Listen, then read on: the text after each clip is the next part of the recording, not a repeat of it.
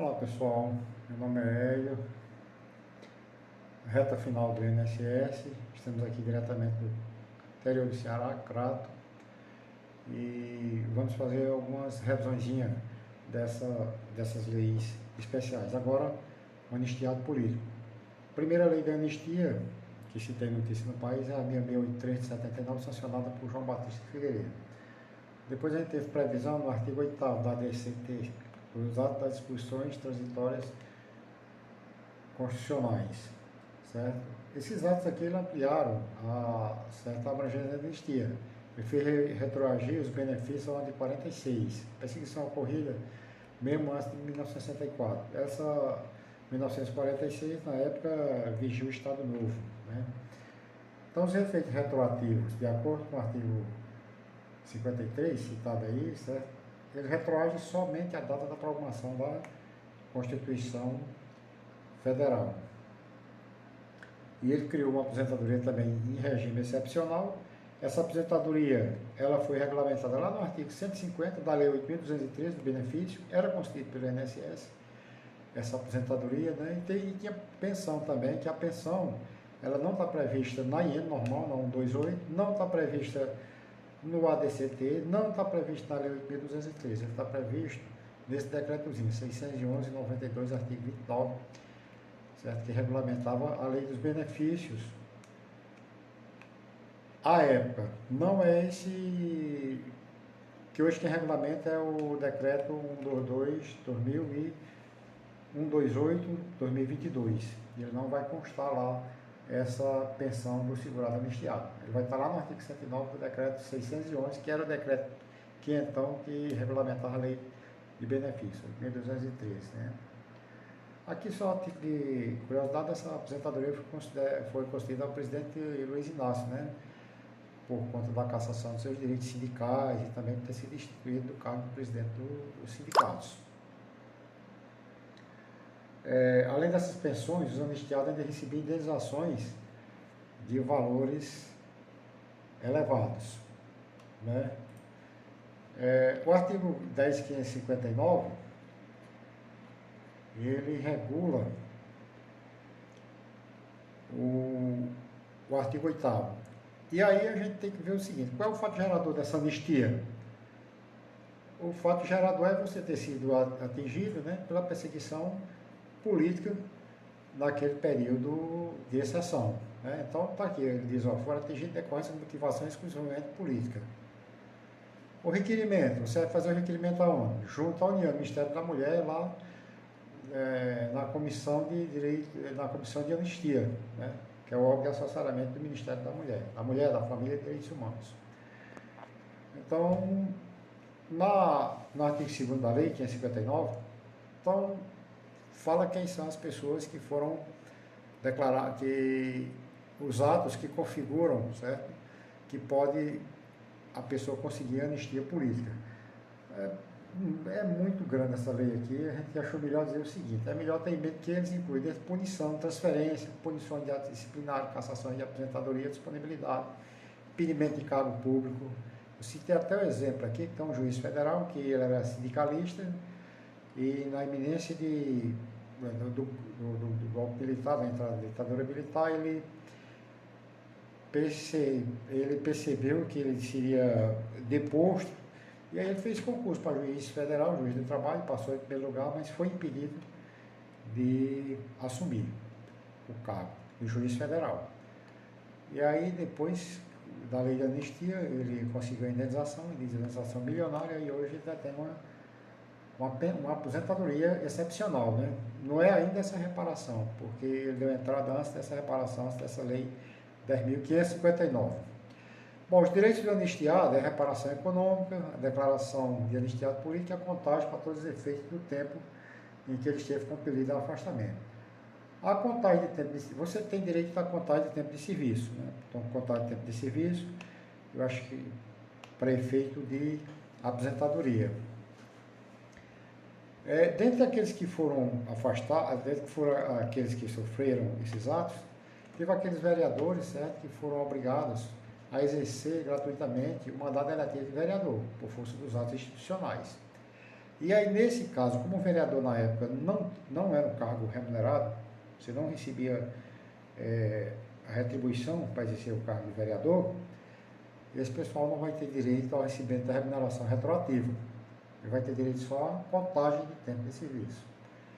A reparação econômica de caráter indenizatório, que a gente está tratando agora na Lei 10.559, que veio a substituir a aposentadoria excepcional que estava prevista no artigo 150 da Lei 8.213, ela pode ser paga em parcela única ou em parcela permanente e continuada. Em parcela única, se você não tinha vínculo de emprego, e ele vai ser pagamento de 30 salários mínimos por ano de punição, considerado período inferior a 12 meses, 6 meses, 8 meses, 10 meses, como um ano, né?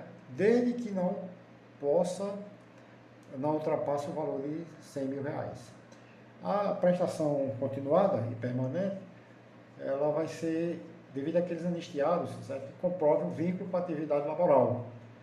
E eles não optaram pela parcela única, né? Ele vai ser igual à remuneração que ele recebia. Esse é o que é o grande problema. Como é que vai ser essa remuneração? Como é que você vai dizer, meu amigo, quanto é que esse cara ganhava? Primeiramente, você vai considerar todas as graduações no cargo que ele queria direito, né? E segundo, hoje a lei botou um critério objetivo. Você vai levar em conta o paradigma. O que é o paradigma? É a situação do seu colega de trabalho mais recorrente. Digamos que ele estivesse no Banco do Brasil e aí tivesse sido demitido no Banco do Brasil, você vai pegar 10 colegas dele lá da agência, digamos que tinham 10 colegas, e vai ver, ó, ele tem 3 que foram gerentes, 2 que não saíram de nada, e 5 ficaram sendo mediano ali, como supervisores. Então essa é a situação paradigma, é a situação mais recorrente. O valor da prestação mensal continuada, ela não pode ser inferior ao salário mínimo, certo? Também não pode ser superior ao teto do artigo 37, que é o teto do ministro do STF. Transmissibilidade. No caso de falecimento do anistiado, seu dependente permanece com direito à reparação econômica, observados os critérios fixados no regime jurídico dos servidores. Quais são esses critérios fixados? Esses critérios fixados são os critérios de divisão de pensão, são os critérios de distribuição dos dependentes, do regime geral. Se você era vinculado ao regime geral, você vai observar ali o artigo 16, que trata de quem são os dependentes, e do artigo 77, que traz da distribuição de cotas, né? Dentre os benefícios. Primeiramente, será devido ao cônjuge e filhos, né? Depois, aos pais, que são dependentes, e irmãos, e assim por diante. Outra coisa interessante nessa lei, que eu acho que eu esqueci de colocar, é que ele tem um artigo mais embaixo que ele possibilita que alguém que recebeu aquela indenização ou recebe alguma verba indenizatória como anistiado, certo? Ele permite que você mude para esse novo regime aqui, se for mais favorável à parte. Bom, terminado muito fácil, eu acho, não sei, eu estou achando pequeno demais essa lei. Vamos lá para os exercícios, né? É contado tempo de contribuição, tempo que é anistiado, isso aqui a gente repetiu a lei, né? Só para a pessoa fixar. A partir de 1º de junho de 2001, esse aqui eu repeti o que está previsto lá na IN, certo? Então a IN está dizendo basicamente isso: terá direito a contagem de tempo, período de anistia, reconhecido pela Comissão de Anistia do Ministério da Justiça, no âmbito do regime geral de previdência social, vedada a adoção de requisitos diferenciados para a concessão de benefícios. Aqui eu dei aquela situação do sindicalista, né, que por conta do caso de cassação de seus direitos, em abril de 2001, e também por ter sido destituído do cargo de diretor de sindicato, por ato de exceção, tivesse definido forma unânime pela comissão, certo? A anistia, né? Aquela declaração de anistiado. Aí se ele requeresse com essa declaração de anistiado, agora, no mês de março, um pedido de aposentadoria excepcional, previsto no revogado artigo 150 da lei de 2013, mesmo assim ele teria tal benefício em face do direito adquirido. Olha, pessoal, aqui não existe direito adquirido, é regime jurídico. acabou-se essa aposentadoria excepcional. Quem tem direito, quem está recebendo, continua a receber. E agora, quem entrar com novo requerimento, ele vai ser enquadrado nessa lei 10.559. A reparação e prestação única para os anistiados que não puderam vir, aqui também eu estou repetindo lei. A reparação também eu estou repetindo o que está dizendo na lei, já foi dito. Aqui a gente falou da contribuição do INSS e do imposto de renda. Tanto a contribuição como o imposto de renda, a isenção. Certo? Eles estão isentos do imposto de renda e eles também não poderão ser objeto de contribuição por parte do INSS. Eu acho que é isenção, né? Aqui está previsto em lei. No caso de falecimento do anistiado político, após a publicação da Lei 10.559, o seu dependente permanece com direito à pensão. Os dependentes não têm mais direito à pensão, eles têm direito a uma reparação econômica, que é exatamente o que está previsto na lei, e é o que diz o artigo 13. Então, se ele disser que vai ter direito à pensão, não, hoje não tem mais direito à pensão, tem direito ao direito à reparação econômica, nos termos da lei. Enfim, o pagamento da aposentadoria excepcional aos anistiados que vem sendo efetuado será mantido se aquela situação que eu falei, que você pode mudar o regime seu por esse novo regime, né? Então, se você tinha ali um direito de anistiado, uma pensão de anistiado, pensão especial de anistiado, com base lá naquelas 6.883 lá do governo Figueiredo, e aí você está achando que o Estado é defasado e esse regime novo é melhor, e aí você pede uma revisão, né? Olha, eu quero revisar aqui, seja com base nesses termos, seja feita